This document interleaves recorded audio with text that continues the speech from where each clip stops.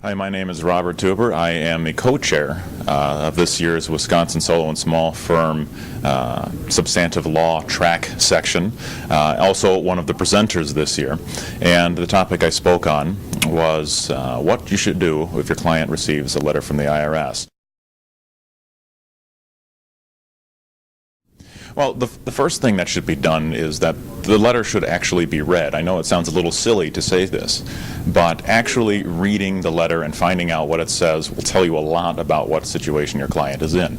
The client may be already in the collection division of the IRS, and that will put a whole different panoply of options on the table procedurally for how to resolve their case. Or the letter could be letting someone know that there is a discrepancy in the information that the IRS has versus the information that shows up on the return. Could be as simple as reconciling that information that needs to be done. Or it could say, look, your client has been selected for audit, and now we're going to start moving forward in the audit process, which is another area where there are a whole bunch of options on how to proceed. Let's say you've got a client who's just been told that they're being audited.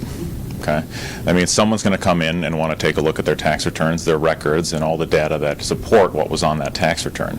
And that can be a rather encumbering process depending on who your client is, what the tax dollars are at issue, and what the questions the IRS has. So you'll see a situation where the first thing that the government will start doing is asking for information. And what your client should do is start responding to those requests through you as a representative, preferably. Start responding to those requests and providing the information that justifies and supports the entries on the tax return, and also is responsive to what the IRS or state tax authorities are asking for.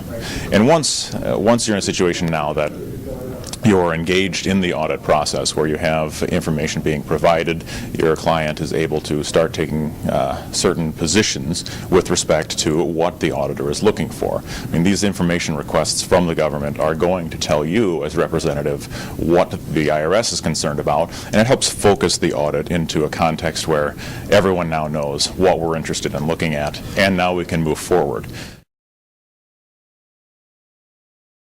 I think it's going to depend on the circumstances as to whether or not you need a tax attorney or someone who has an extensive tax background, or whether or not it's something that can be handled by a general practitioner, for example.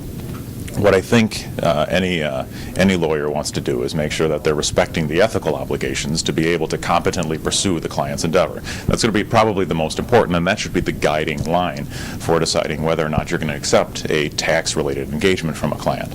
Now, it also depends on what the issues are and where you are in the process. We talked a little bit ago about a client who might be under audit. Well, maybe that will implicate greater issues with respect to the Internal Revenue Code and taxes and so on and so forth. So maybe then they want to get a tax attorney involved at that stage.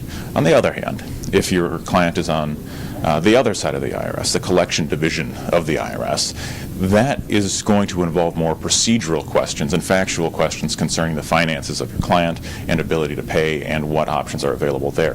It's less Internal Revenue Code intensive, and therefore on the collection side of things it may open up that practice area a little more broadly to people who are willing to engage the tax authorities in seeking a resolution to their otherwise troublesome problems.